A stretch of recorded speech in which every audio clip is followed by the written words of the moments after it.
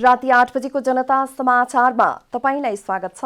नमस्कार, म प्रतिमा चौधरी। नमस्कार, म कालिका शिवाकोटी। सबैभन्दा पहिले प्रमुख समाचार। कोरोना संक्रमणबाट नेपालमा थप 15 जनाको मृत्यु, 1170 जनामा संक्रमण पुष्टि। जग्गाको किता काट फुकुवाको निर्णय तत्काल कार्यान्वयन नगर्न सर्वोच्चको अन्तरिम आदेश, व्यवहारिक कठिनाई हटाउन फुकुवा गरिएको मन्त्रालयको भनाई। राजनीतिक भागभण्डाका कारण न्यायपालिकाप्रति नागरिकको आस्था घटेको बारको ठहर, मिलेमतोमा संवैधानिक पदहरूमा हुने नियुक्तिले समस्या। जापानमा योसिहिडे सुगा नयाँ प्रधानमन्त्री बन्ने निश्चित, चयन भने बुधबार बस्ने संसद बैठकले गर्ने। र घाइते भएका क्रिकेटर ललित सिंह भण्डारीलाई काठमाडौँ ल्याइयो, ग्रान्डीमा उपचार हुँदै।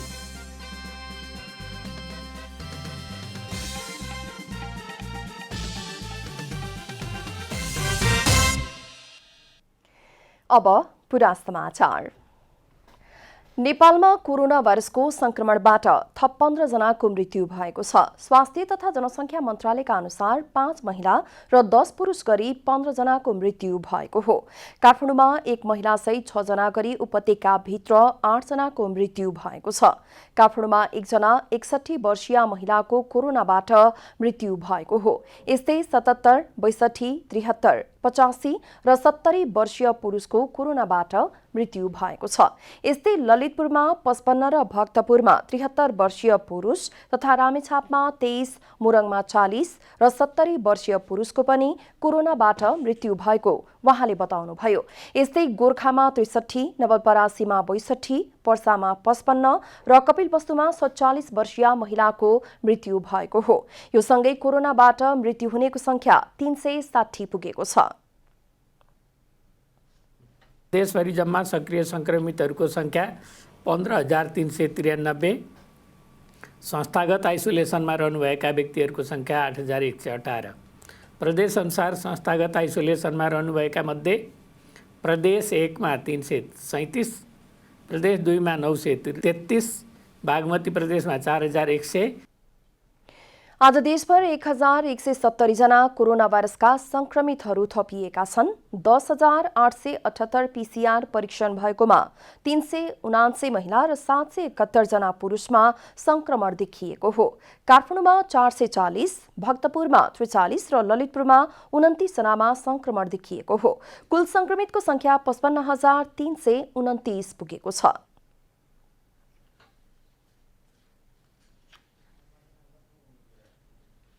पीसीआर जम्मा 10,878 गरी जम्मा 8,51,405 परीक्षण भएको छ।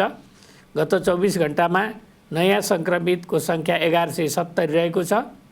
क्वारेन्टिनमा रहनुभएका व्यक्तिहरूको संख्या 6,892 छ। प्रदेशअनुसार प्रदेश 1 मा 905 जना, प्रदेश 2 मा 430, बागमती प्रदेशमा 494।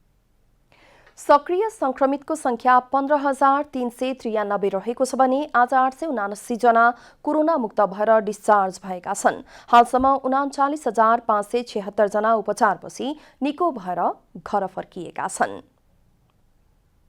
सर्वोच्च अदालतले जग्गाको किता काट फुकुवाको निर्णय तत्काल कार्यान्वयन नगर्न अन्तरिम आदेश जारी गरेको छ। न्यायाधीश सुषमा लता माथिमाको एकल इजलासले आगामी असोज 8 गतेसम्म जग्गा जमिन किता काट गर्ने निर्णय कार्यान्वयन नगर्न अल्पकालीन अन्तरिम आदेश दिएको हो। सरकारले जग्गाको किता काट फुकुवा गरेपछि वरिष्ठ अधिवक्ता दिनेश त्रिपाठी लगायतले भूमि व्यवस्था तथा गरिबी निवारण मन्त्रालयलाई विपक्षी बनाई सो निर्णय रोक्न माग गर्दै रिट दायर गर्नु भएको थियो। 2074 साउन 26 गते भूमि व्यवस्था सहकारी तथा गरिबी निवारण मन्त्रालयको मन्त्री स्तरको निर्णयले प्लटिङ गर्न स्वीकृति लिने र अंशबण्डा गर्नेको हकमा बाहेक जग्गा किता काटमा रोक लगाएको थियो। त्यसयता रोकिएको किता काट फुकुवा गर्ने निर्णय गरेको थियो। भूमि व्यवस्था मन्त्री पद्मा आर्यालले जग्गाको किता काट रोक्का गर्दा व्यवहारिक कठिनाई भएको र विभिन्न विकृति भएका कारण खुला गर्नु परेको बताए पनि कतिपयले किता काट फुकुवा गरिएकोमा आलोचना गरेका छन्।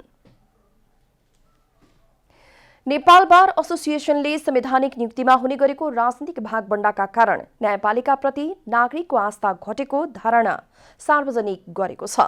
सत्ता पक्ष र प्रतिपक्षी दलहरूको मिलेमतोमा संवैधानिक पदहरूमा हुने गरेका नियुक्ति र सिफारिसका कारण कानूनी राज्य स्थापनामा समस्या देखिएको बारको ठहर छ। कानून व्यवसायीहरूको छाता संगठन नेपाल बार एसोसिएसनले राजनीतिक दलहरूका कारण संविधानमा लागेको खोटको परिणाम न्यायपालिकामा समेत देखिएको निष्कर्ष निकालेको छ। बारको 3 दिने भर्चुअल राष्ट्रिय भेलापछि भएको पत्रकार सम्मेलनमा बारका महासचिव लीलामणि पौडेलले संविधानले व्यवस्था गरेका निकायहरूमा नियुक्ति, सिफारिस, मनोनयनको जिम्मेवारी पाएका राजनैतिक दलहरूका कारण संविधान कार्यान्वयनमा समस्या देखिएको बताउनुभयो। न्यायाधीश नियुक्तिका सन्दर्भमा नैतिक चरित्र भएका, अनुभव योगदान भएका व्यक्तिहरूलाई संविधान र ऐन कानून अनुसार नियुक्त गर्न सकिएन भने न्यायपालिका स्वच्छ र सक्षम हुन नसक्ने उहाँको भनाइ छ। सिफारिस गर्ने व्यक्तिका बारेमा पनि एउटा निश्चित मापदण्ड बनाएर उपयुक्त व्यक्तिलाई सिफारिस गरोस् र अझ सो घोषणा हामी त्यहाँ राखेका छौँ कि म यदि नेपाल बार एसोसिएसनबाट सिफारिस भएँ भने, परिषद सदस्य भएँ भने म अन्य न्यायिक नियुक्ति खानका लागि लायक हुने छैन अथवा जाने छैन भनेर उहाँको सो घोषणा गराएर सही गराएर बार एसोसिएसनमा राख्ने भन्नेसम्मको पनि सुझाव आएका छन्।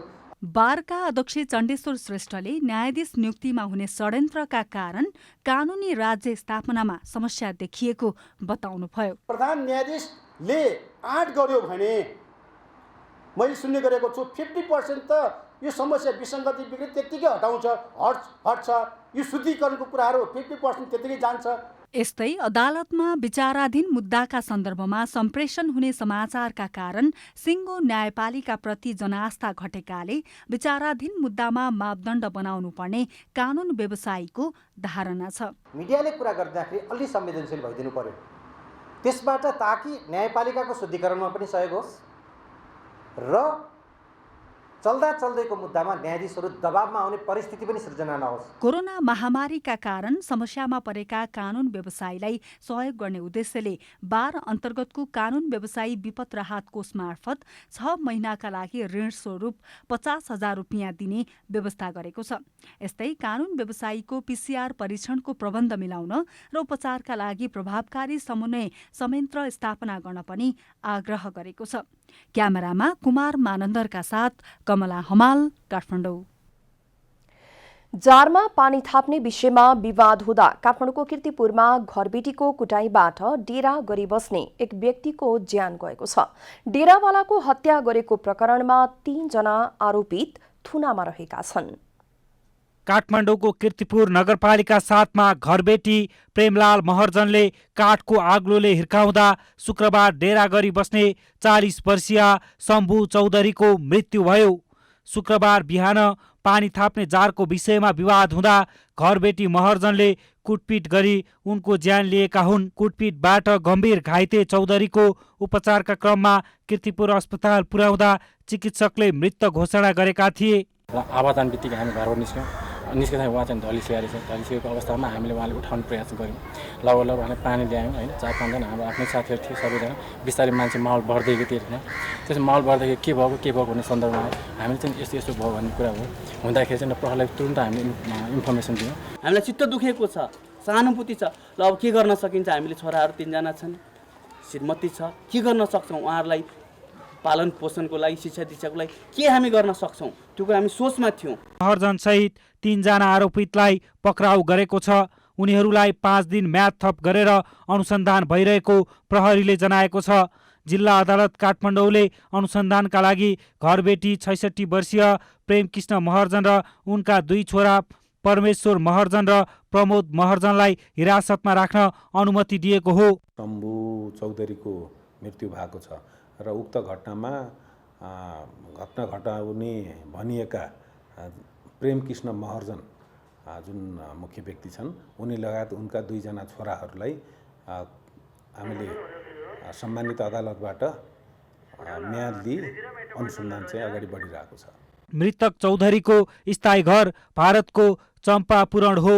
पछिल्लो 15 महिनादेखि उनी महर्जनको घरमा डेरा गरी बसेको प्रहरीको भनाइ छ। घटनाबारे जानकारी पाए लगत्तै घटनास्थलमा पुगेको प्रहरीले तत्काल उपचारका लागि शम्भुलाई कीर्तिपुर अस्पताल लगेको थियो, तर केही घण्टामै चिकित्सकले मृत घोषित गरेका थिए। ड्याममै हानिसकेपछि हामी त अब त्यो भारीसँगै गएर लट्ठी खोड्नु त सकेन। उसको छोरा चाहिँ फेरि दोहोऱ्याएर हान्दाखेरि उसको छोरा चाहिँ त्यो परमेश्वर भन्ने जेठो छोरो, उसको छोरा आएर चाहिँ यसरी समातेर लट्ठी खोजेर चाहिँ भित्र लगेको, उसैलाई नै ठेल्दै गयो कि बाउ चाहिँ। प्रहरीका अनुसार शम्भुको कोखमा चोट देखिएको छ। उनको मृत्युको कारणबारे पोस्टमार्टम रिपोर्टबाट यकिन हुनेछ, तर हालसम्म आफन्तले शव बुझ्न नमानेका कारण पोस्टमार्टम हुन सकेको छैन। शनिबार पीडित परिवारले प्रहरीमा घरबेटी र उनको परिवार विरुद्ध किटानी जारी दिएपछि प्रहरीले घरका अन्य सदस्यलाई पनि पक्राउ गरेर अनुसन्धान थालेको जनाएको छ। क्यामेरामा साजन थापाका साथ अभिषेक सापकोटा, काठमाडौँ। अख्तियार दुरुपयोग अनुसन्धान आयोगका पूर्व प्रमुख आयुक्त सूर्यनाथ उपाध्यायले पछिल्लो समय अख्तियारले उदाहरणीय काम गर्न नसकेको आरोप लगाउनु भएको छ। पछिल्लो 8-10 वर्ष यता अख्तियारले सानातिना मुद्दामा मात्र अल्झिएको उहाँको आरोप छ। ठूला मुद्दाहरूलाई विभिन्न बहानामा आलटाल गर्ने प्रवृत्तिले अख्तियारको गरिमा घटाएको उहाँको भनाइ छ। अख्तियारमा दक्ष जनशक्ति नहुँदा आरोपपत्र सही ढङ्गले तयार पार्न नसक्नु पनि समस्या रहेको उहाँको बुझाइ छ। अलिकति चाहिने तपाईँको सानातिना मसिना केसेसहरूमा लागेको देखिन्छ। अनि त्यसपछि चाहिने तपाईँको त्यो स्टिङ अपरेसन भनिएको छ, त्यो स्टिङ अपरेसनमा पनि 2000-3000 मान्छे समातिराखेको छ। अख्तियारको आरोप पत्र चाहिँ अलिकति एक्सपर्ट मान्छेले नतयार गरे जस्तो देखिन्छ। त्यस कारणले चाहिँ त्यहाँ चाहिने एक्सपर्ट मान्छेहरूको खाँचो भएको जस्तो मैले अनुभव गर्छु। अख्तियारमा जागिर खान मात्रै आउने व्यक्तिले कुनै पनि राम्रो नतिजा दिन नसक्ने उहाँको भनाइ छ। अख्तियार प्रमुख काम गर्ने अठोट र लक्ष्य भएको व्यक्ति आउनुपर्ने उहाँले बताउनुभयो। पहिले एउटा मिसन लिएर आउनु पर्यो। कुनै मान्छे अख्तियारमा जागिर खाएर आउँछु भनेर विचारले आउँछ भने त्यो बरु नआयो हुन्छ। तर केही म गर्छु देशका लागि, मेरो मिसन छ, म जन्मेको यही देशमा हुँ, म नागरिक हुँ, मैले गर्दा धेरै काम हुनसक्छ भन्ने मिसन एउटाले चाहिँ लिएर, एउटा उद्देश्य लिएर त्यसप्रति प्रतिबद्धता छ भनेदेखि त्यस्तो मान्छे मात्रै आउनुपर्छ। अख्तियारका प्रमुख आयुक्त भइसकेका व्यक्तिहरू नै अख्तियारको कारबाहीमा पर्ने, अदालतमा मुद्दा पर्ने, योग्यता नपुगेर अदालतले हटाइदिनु पर्ने लगायतका क्रियाकलापले अख्तियारको लोकप्रियता घट्दै गएकोमा उहाँले चिन्ता व्यक्त गर्नुभएको छ। सांसदहरूले महिलाहरूलाई खाडी मुलुकमा घरेलु श्रम गर्न जान रोक लगाउनु पर्ने बताएका छन्। सुरक्षाको दृष्टिकोणले खतरा रहेको देशमा महिलालाई श्रम गर्न जान रोक लगाउनु पर्ने माग उनीहरूले गरेका छन्।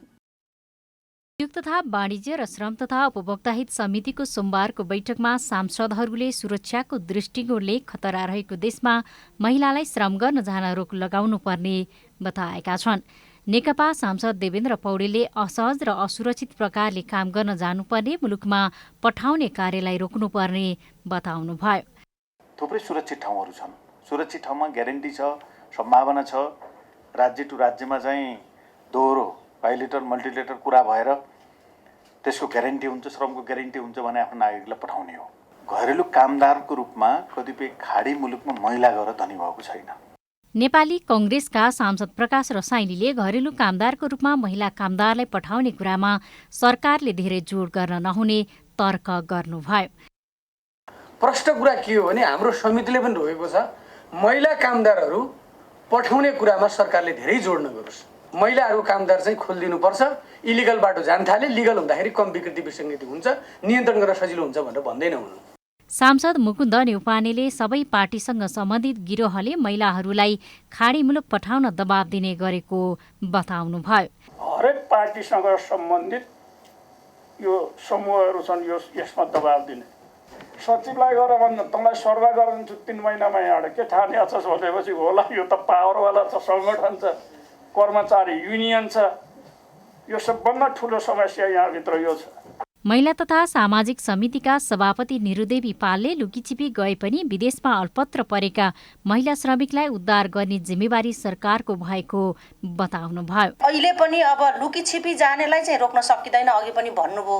तर लुकीछिपी गएका छन्, त्यो गएका नागरिकहरूको त जिम्मेवारी त नेपाल सरकारको होला नि त।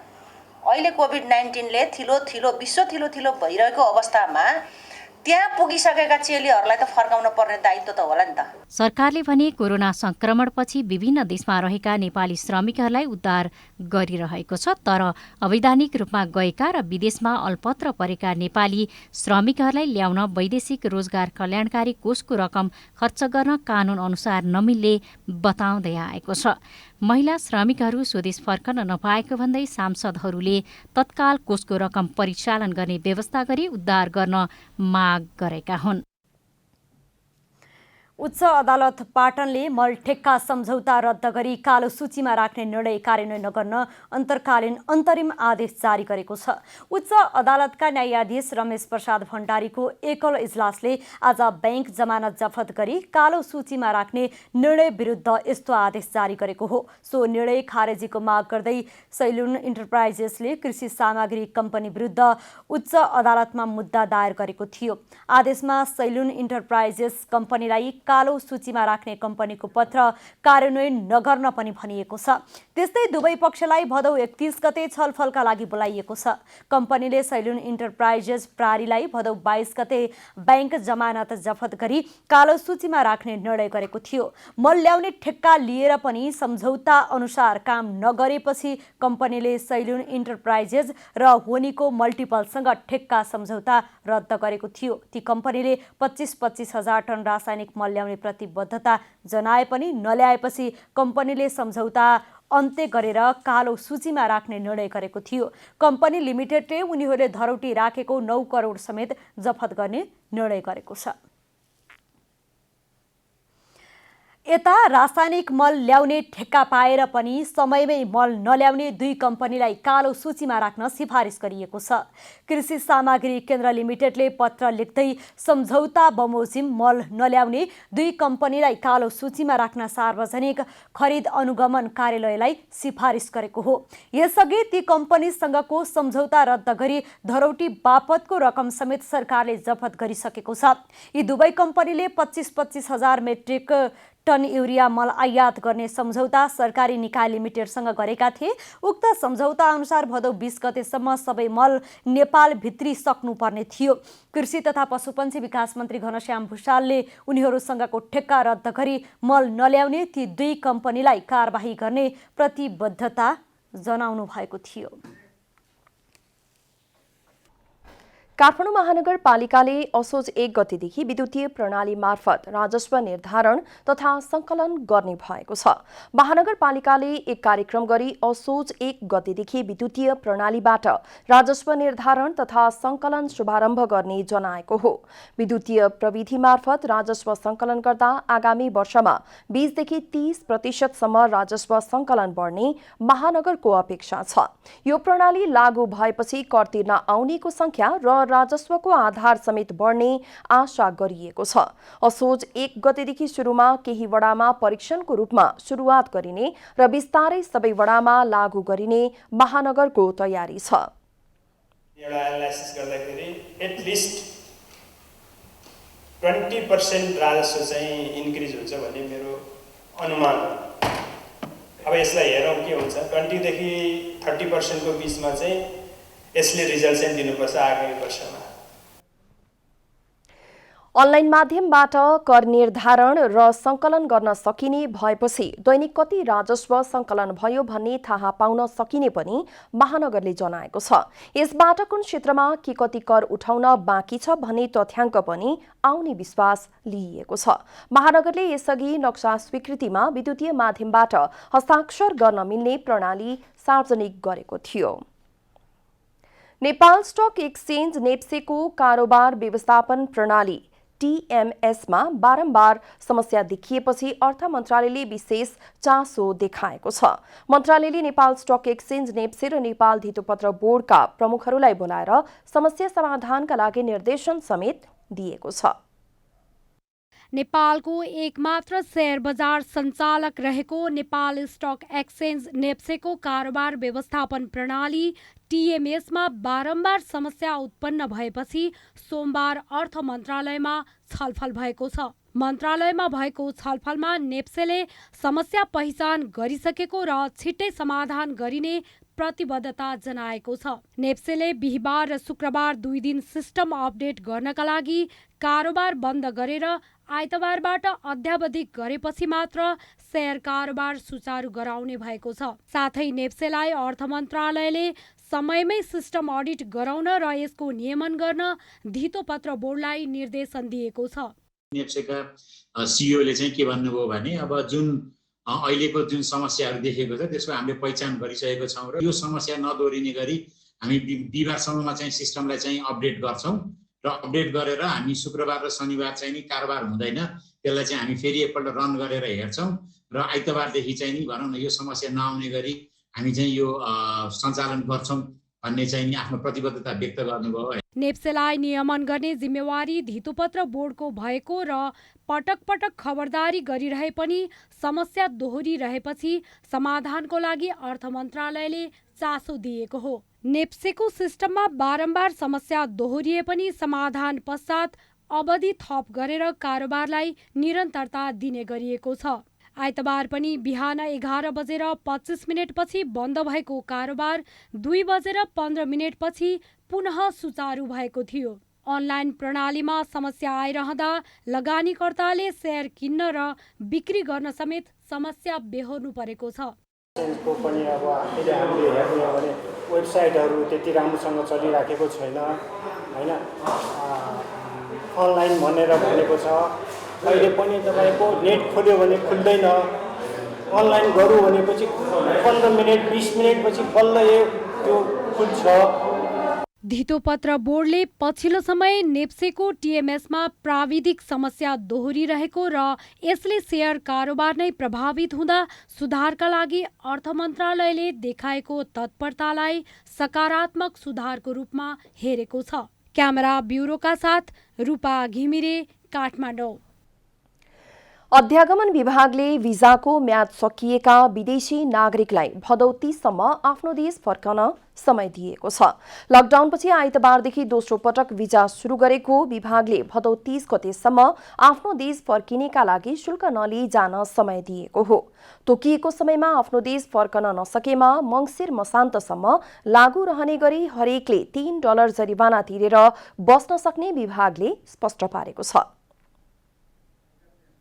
अन्तर्राष्ट्रिय उडान सुरु भएको 15 दिनसम्म उहाँहरू आफ्नो देशमा जानु भएको खण्डमा उहाँहरूलाई कुनै पनि किसिमको भिसा शुल्क, थप दस्तुर, जरिवाना नलाग्ने गरेर व्यवस्था भएको हो। तदनुसार यो सेप्टेम्बर 15 सम्ममा कोही पनि विदेशीहरू आफ्नो देश जानुहुन्छ भने उहाँहरूलाई हामीले कुनै थप शुल्क, जरिवाना, विलम्ब केही पनि नलागेर उहाँहरूलाई चाहिँ सहज प्रस्थान गरिरहेका छौँ। विभागले कोरोना भाइरसका कारण नेपालमा रोकिएका विदेशी नागरिकहरूको आइतबारदेखि भिजा सेवा सुरु गरेको हो। लकडाउनपछि पहिलो पटक असार 1 गतेदेखि भदौ 4 गतेसम्म सेवा सुचारू भए पनि निषेधाज्ञाका कारण केही समय सेवा स्थगित भएको थियो। विभागले सेवा सुरु गरेपछि पर्यटक भिजा, कामदार भिजा र एनआरएन भिजामा रहेर नेपालमा रोकिएकाहरूलाई आफ्नो देश फर्किन सहज हुने भएको छ। 2077 साल भदौ 28 गतेदेखि फेरि सुचारू गरेका छौँ। हामी यहाँबाट भिसा सेवा सम्बन्धी सेवा प्रवाह हुने गर्दछ।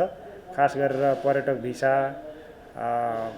गैर पर्यटक भिसा, कामदार भिसा, पारिवारिक भिसा लगायतका भिसा सेवाहरू हामीले हिजो 28 गतेदेखि रिज्युम गरेका छौँ र यो भिसा सेवा हाम्रो नियमित कार्य हो। लकडाउन जारी भएपछि बन्द रहेको अन्तर्राष्ट्रिय उडान सेवा भदौ 16 गतेबाट खुल्ला भएको छ। उडान खुल्ला भएसँगै नेपालमा लकडाउन र निषेधाज्ञाले रोकिएका विदेशी पर्यटकहरूको भिजा सहजीकरणका लागि सेवा सुचारू गरिएको विभागले जनाएको छ। वर्षा र सहकालका देवता रातो मच्छिन्द्रनाथलाई इतिहासमै पहिलो पटक भोटो नदेखाई बुङमती लगिएको छ। आज बिहान साइतमा पूजा गरेर 2 बजे पुल्चोकको 16 खुट्टे पाटीबाट रातो मच्छिन्द्रनाथलाई रथबाट ओह्रालेर खटमा राखी बुङमती लगिएको हो। गत वैशाखमै बुङमती पुर्याउनु पर्ने भए पनि कोरोना महामारीका कारण अन्यल बनेको थियो। कोरोनाकै कारण यो वर्ष भोटो पनि देखाइएन। विगतमा भोटो नदेखाएर मच्छिन्द्रनाथलाई बुङमती लगिएको इतिहास नभएको जानकारहरू बताउँछन्। कोरोना नियन्त्रणका लागि सरकारले जारी गरेको लकडाउन र त्यसपछिको निषेधाज्ञाका कारण जात्रा हुने नहुने अन्यल थियो। अन्यलकै बीच केही दिन अघि स्थानीय युवाहरूले जबरजस्ती पुल्चोकबाट रथ तान्न खोज्दा झडप समेत भएको थियो। विगतका वर्षहरूमा लगनखेलको इटिटोलबाट तानेको रथ चौथो दिनमा भोटो देखाएर मात्रै बुङमती लग्ने प्रचलन थियो। यसअघि साउन 10 गते मच्छिन्द्रनाथलाई तबहालबाट पुल्चोक पुर्याएर त्यहाँ रथारोहण गरिएको थियो। अबदेखि निजी ल्याबमा कोरोना परीक्षण गरेर रिपोर्ट पोजिटिभ देखिएमा पनि बिमा रकम भुक्तानी पाइने भएको छ। बिमा समितिले कोरोना बिमा मापदण्ड 2077 तथा कोरोना बिमा लेखमा संशोधन गर्दै नयाँ निर्णय लिएको हो। यसअघि निजी ल्याबमा कोरोना परीक्षण गरी पोजिटिभ देखिएमा बिमा रकम भुक्तानी नगर्न भनिएको थियो। सरको दबावपछि समितिले फेरि भुक्तानी दिन बिमा कम्पनीहरूलाई निर्देशन दिएको हो। नयाँ व्यवस्था अनुसार प्रयोगशालामा काम गर्ने कर्मचारीहरूले भने आफू कार्यरत बाहेकका प्रयोगशालामा परीक्षण गराएको रिपोर्ट बुझाए मात्रै बिमा रकम भुक्तानी पाउनेछन्। समितिले बिमा रकम दाबी गर्न निजी र सरकारी प्रयोगशालामा कोरोना संक्रमण पुष्टि भएको सक्कल रिपोर्ट पेश गर्नुपर्ने जनाएको छ। बिमा कम्पनीहरूलाई संक्रमितले पेश गरेको रिपोर्टमा शंका लागेमा भने आफ्नै खर्चमा पुनः अर्को ल्याबमा कोरोना परीक्षण गराउन सकिने व्यवस्था समेत गरिएको छ। यस्तै बिमा दाबी भुक्तानीमा दुविधा देखिएमा समस्या समाधानका लागि बिमा समितिका निर्देशकको संयोजकत्वमा 4 सदस्यीय कोरोना बिमा दाबी व्यवस्थापन उपसमिति गठन गर्ने निर्णय पनि गरिएको छ। कोरोना बिमाको सबै प्रक्रिया पूरा गरेपछि 7 दिनभित्र दाबी भुक्तानी गर्न समेत समितिले निर्देशन दिएको छ। अब आर्थिक समाचार।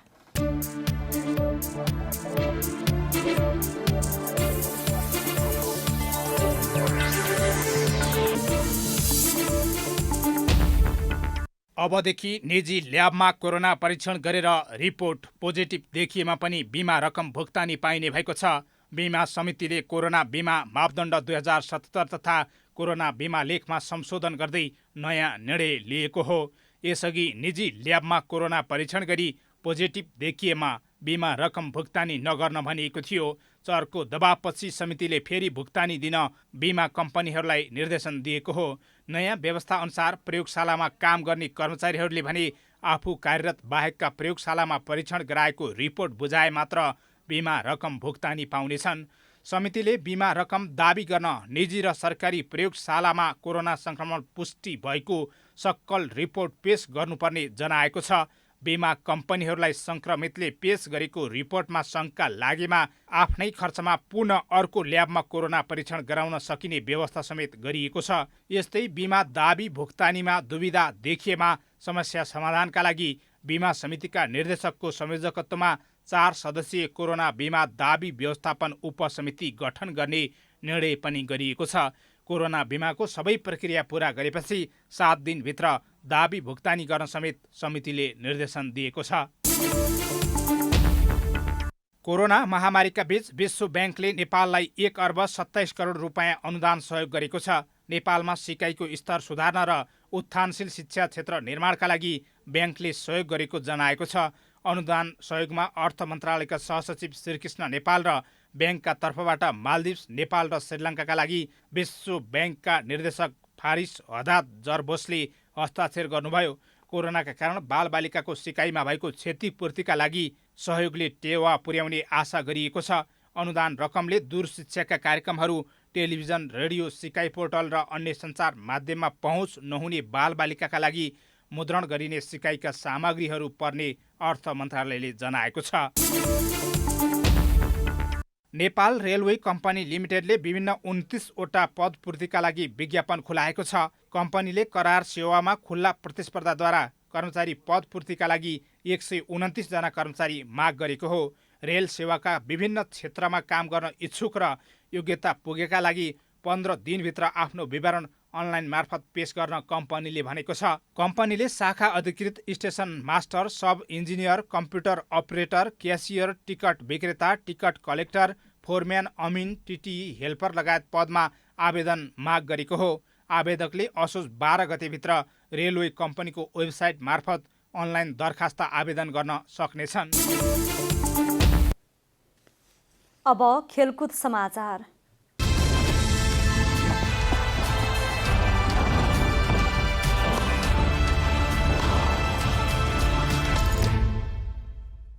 आइतबार राति मोटरसाइकल दुर्घटनामा परि घाइते भएका नेपाली क्रिकेटर ललित सिंह भण्डारीलाई थप उपचारको लागि काठमाडौँ ल्याइएको छ। ललितको थप उपचार र शल्यक्रियाका लागि थापासी स्थित ग्रान्डी इन्टरनेसनल हस्पिटल ल्याइएको हो। बाँकेको कोहलपुर स्थित कोहलपुर शिक्षण अस्पतालमा उपचार र शल्यक्रिया सम्भव नभएपछि भण्डारीलाई उनका परिवारले आज काठमाडौँ ल्याएका हुन्। परिवार स्रोतका अनुसार भण्डारीको स्वास्थ्य अवस्था केही सुधार उन्मुख देखिएपछि थप उपचारका लागि नेपालगञ्जबाट काठमाडौँ ल्याइएको हो।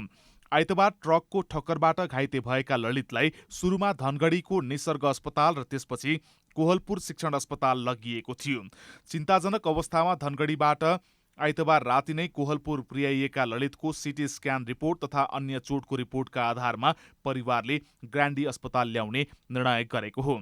कोहलपुरमा उनको सिटी स्क्यान भएको थियो। अस्पताल स्रोतका अनुसार अस्पतालमा उनको सिटी स्क्यान गरिएको थियो, जसको रिपोर्टमा टाउकोमा चोट देखिएको थिएन। उनको दायाँ खुट्टा र दायाँ हातको नाडी भाँचिएको अस्पतालले जनाएको छ। यस्तै ललितलाई पोलिट्रमा असर देखिएको छ। पोलिट्रमा भन्नाले एकभन्दा बढी स्थानमा चोट लाग्नु भन्ने बुझिन्छ। उनको दुर्घटनामा परि तिघ्रा एउटा हातको नाडी भाँचिएको छ भने उनको कलेजोमा गम्भीर चोट लागेको अस्पताल स्रोतले बताएको छ। यसबाहेक भण्डारीको कम्मरको मासु समेत च्यातिएको बताइएको छ। घरेलु प्रतियोगितामा सफल तीव्र गतिका दायाँ हाते बलर ललितले सन् 2018मा नेदरल्यान्ड्स विरुद्ध राष्ट्रिय टोलीबाट एक दिवसीय क्रिकेटमा डेब्यू गरेका थिए। इङ्ग्लिस प्रिमियर लिग फुटबलमा आज राति चेल्सीले ब्राइटनसँग प्रतिस्पर्धा गर्दैछ। बलियो चेल्सीले ब्राइटनसँग उसैको मैदानमा प्रतिस्पर्धा गर्नेछ। यी दुई बीचको खेल नेपाली समयअनुसार राति 1 बजे सुरु हुनेछ। समर ट्रान्सफरमा स्टार खेलाडीहरू अनुबन्ध गर्न सफल चेल्सी सुखद सुरुवात गर्ने लक्ष्यमा हुनेछ। चेल्सीले यस सिजन जर्मनीका युवा स्टार टिमो वेर्नर र काई हार्वर्ज अनुबन्ध गरेको छ। स्ट्राइकर वेर्नर र अट्याकिङ मिडफिल्डर हावर्डजले ब्राइटन विरुद्ध डेब्यू गर्नेछन्। फ्राङ्क लाम्पार्डले यस सिजन हाकिम जियाज, बेन चिलुवेल र थिगागो सिल्भालाई पनि अनुबन्ध गरेको थियो। तर जियाज र चिलुवेल चोटका कारण र सिल्भा कमजोर फिटनेसको कारण पहिलो खेलमा मैदान उत्रिने छैनन्। क्रिस्टियन पुलिसिच र सिजर भने चोटमुक्त भएका छन्। ब्राइटन पनि सिजनको पहिलो खेलमा सुखद नतिजा निकाल्न चाहन्छ। तर बलियो र मजबुत टिम चेल्सीलाई रोक्न घरेलु टोलीलाई कठिन हुनेछ। यस्तै आजै हुने अर्को खेलमा वुल्भर्सले शेफिल्ड युनाइटेडसँग राति 11:15 बजे खेल्नेछ। French club Paris Saint Germain पिएसजीका ब्राजिलियन स्टार नेमार प्रतिबन्ध हुन सक्ने भएका छन्। लिग 1को सिजन 2020-21 को आफ्नो दोस्रो खेलमा रातो कार्डको सामना गरेका पिएसजीका नेमारलाई केही खेलको प्रतिबन्ध हुन सक्ने भएको हो। फ्रेन्च लिग 1 अन्तर्गत आइतबार राति नेमारले मार्सेली विरुद्धको खेलमा रातो कार्ड पाएका थिए। खेलको अन्तिममा रेफ्रीले VAR को सहयोगमा नेमारलाई दोहोरो पहिलो कार्ड देखाउँदै मैदान बाहिर पठाएका थिए। नेमारले विपक्षी खेलाडीमाथि हातले हिर्काएको फुटेजको आधारमा उनलाई रातो कार्ड देखाइएको थियो। PSG र मार्सेली बीचको खेल सुरुवातदेखि नै तनावपूर्ण रहेको थियो। सुरुवाती 12 मिनटकै खेलमा मार्सेली र PSG का 4 खेलाडीले पहिलो कार्डको सामना गरेका थिए। त्यसपछि पनि दुवैतर्फका खेलाडीहरूको बेला-बेला घम्साघम्सी परिरहेको थियो। 17 पहिलो कार्ड देखाएको उक्त खेलमा नेमार सहित 5 जनाले रातो कार्ड खाएका थिए। 28 वर्षीय नेमारले खेलमा सोचेअनुसार प्रदर्शन गर्न सकेका थिएनन्। मार्सेलीका डिफेन्डर अल्भारो गोन्जालेजसँग उनको भनाभन समेत भएको थियो। खेलको अन्त्यतिर रेफ्रीले नेमारलाई VAR को सहायताले मैदान बाहिर पठाएपछि उनले रेफ्रीको निर्णयको खिल्ली समेत उडाएका थिए। यति मात्र होइन, नेमारले अपशब्द प्रयोग गरेको गोन्जालेजको आरोप छ। सोही आरोप प्रमाणित भए लिग 1ले नेमारलाई केही कडा नियम सहित कम्तीमा 4 खेलसम्मको प्रतिबन्ध गर्न सक्ने सम्भावना छ। यद्यपि नेमारले स्पेनिस खेलाडीले आफूमाथि रेसिजम युक्त शब्द बोलेको कारण आफूले हिर्काएको बताएका छन्। यो विषयमा छानबिन हुनेछ र केही खेलाडीलाई थप कारवाही हुन सक्ने सम्भावना छ।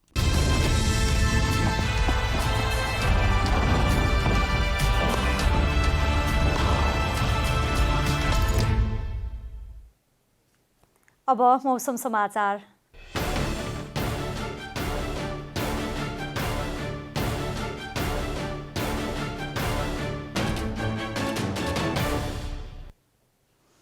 आज देशभरको मौसम सामान्यतया बदलिरही केही स्थानहरूमा मेघगर्जन र चट्याङसहित वर्षा भयो। राति भने देशभरको मौसम सामान्यतया बदलिरही केही स्थानहरूमा मेघगर्जन र चट्याङसहित हल्कादेखि मध्यम वर्षाको सम्भावना रहेको जल तथा मौसम पूर्वानुमान महाशाखाले जनाएको छ। अब देशभरका विभिन्न स्थानको मौसम सम्बन्धी थप विवरण।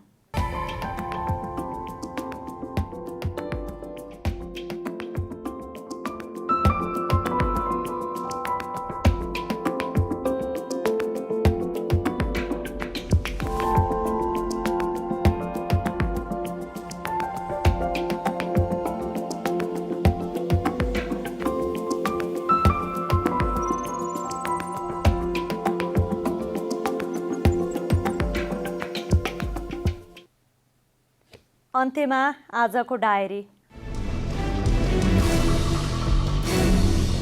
नेपालमा कोरोना भाइरसको संक्रमणबाट थप 15 जनाको मृत्यु भएको छ। स्वास्थ्य तथा जनसङ्ख्या मन्त्रालयका अनुसार 5 महिला र 10 पुरुष गरी 15 जनाको मृत्यु भएको हो। यो सँगै कोरोनाबाट मृत्यु हुनेको संख्या 360 पुगेको छ। आज देशभर 1170 जना कोरोना भाइरसका संक्रमित थपिएसँगै कुल संक्रमितको संख्या 55,329 पुगेको छ। सर्वोच्च अदालतले जग्गाको किता काट फुकुवाको निर्णय तत्काल कार्यान्वयन नगर्न अन्तरिम आदेश जारी गरेको छ। न्यायाधीश सुषमालता माथिमाको एकल इजलासले आगामी असोज 8 गतेसम्म जग्गा जमिन किता काट गर्ने निर्णय कार्यान्वयन नगर्न अल्पकालीन अन्तरिम आदेश दिएको हो। अध्यागमन विभागले भिजाको म्याद सकिएका विदेशी नागरिकलाई भदौ 30 सम्म आफ्नो देश फर्किन समय दिएको छ। तोकिएको समयमा आफ्नो देश फर्किन नसकेमा मङ्सिर मसान्तसम्म लागू रहने गरी हरेकले $3 जरिवाना तिरेर बस्न सक्ने विभागले स्पष्ट पारेको छ। जापानमा वर्तमान सरकारका मुख्य क्याबिनेट सेक्रेटरी रहेका योसिहिडे सुगा नयाँ प्रधानमन्त्री बन्ने निश्चित भएको छ। आज जापानी सत्तारूढ पार्टी लिबरल डेमोक्रेटिक एलडीपीले सुगालाई सिन्जो आबेको स्थानमा नयाँ नेता चुनेसँगै उहाँ नै नयाँ प्रधानमन्त्री बन्ने पक्का भएको हो। आइतबार राति मोटरसाइकल दुर्घटनामा परि घाइते भएका नेपाली क्रिकेटर ललित सिंह भण्डारीलाई थप उपचारका लागि काठमाडौँ ल्याइएको छ। बाँकीको कोहलपुर स्थित कोहलपुर सेक्सन अस्पतालमा उपचार र शल्यक्रिया सम्भव नभएपछि भण्डारीलाई धापासी स्थित ग्रान्डी इन्टरनेसनल हस्पिटल ल्याइएको हो।